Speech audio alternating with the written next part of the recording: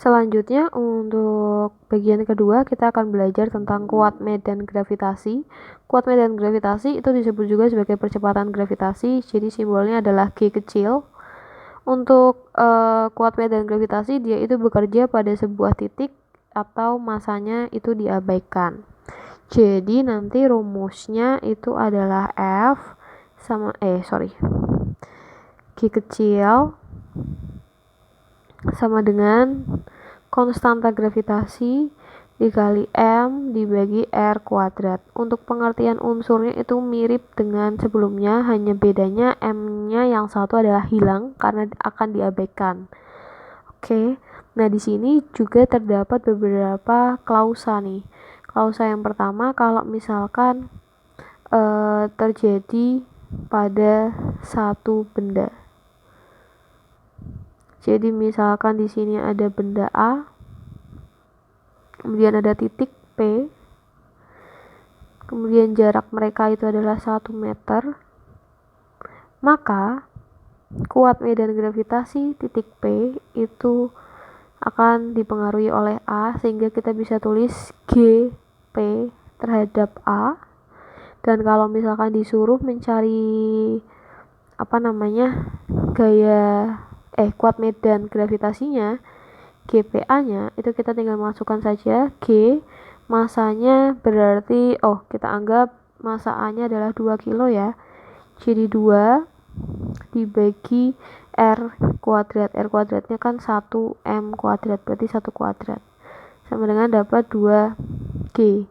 Nah, ini merupakan cara perhitungan dari kuat medan gravitasi. Jangan lupa satuannya, karena ini percepatan gravitasi, satuannya adalah meter per second kuadrat. Kemudian kondisi kedua itu ketika terjadi antara dua benda. Contohnya misalkan ini adalah titik P, kemudian di sini ada benda A, di sini ada benda B. Maka untuk menghitung misalkan kuat medan gravitasi itu kan berarti mendapat pengaruh terhadap benda A, GPA, dan mendapat pengaruh benda B, GPB.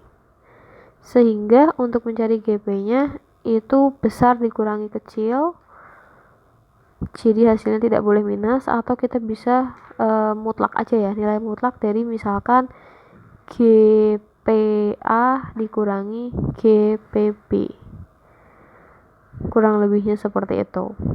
Nah, contoh lainnya, klausa ketiga itu ketika membentuk sudut.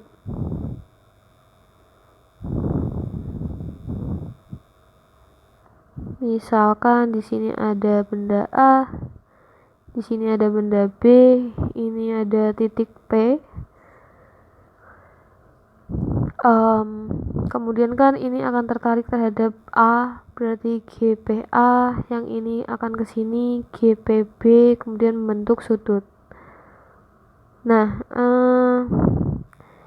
jika sudutnya adalah siku-siku atau 90 derajat, kita bisa menggunakan rumus GP sama dengan GPA kuadrat ditambah GPB kuadrat. Jika sudut tidak siku-siku, kita bisa menggunakan GP sama dengan GPA kuadrat GPB kuadrat plus 2 GPA dikali GPB cos sudutnya. Nah, kurang lebih seperti ini. Lalu untuk klausa terakhir, jadi misalkan di sini bumi, jadi ada benda diletakkan dengan massa tertentu,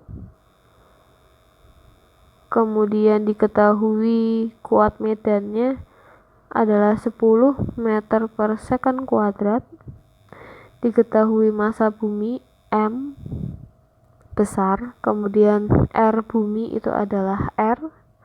Kemudian dia bilang lagi bahwa benda tersebut itu diletakkan di planet lain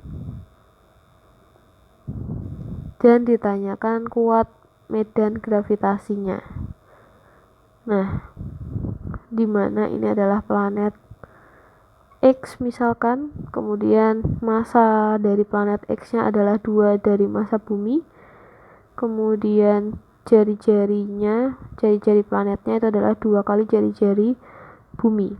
Kalau ada soal seperti ini, maka kalian bandingkan dengan cara, misalkan kita mau cari Gx gitu ya, maka Gx per G bumi sama dengan G kali M per R X kuadrat dibandingkan G M besar per R B kuadrat.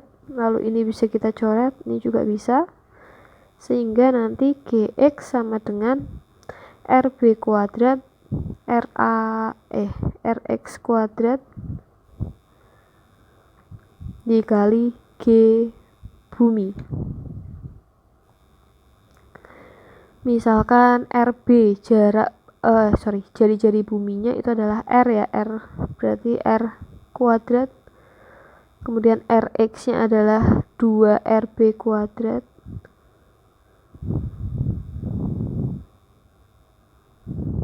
dikali GB nya 10, maka Gx sama dengan RB nya kan berarti R kuadrat, ini berarti 4R kuadrat dikali 10, ini bisa dicoret, ini bagi 2 maka 5, maka didapatkan 5 per 2 sebentar, 2 berarti 4 RB ya.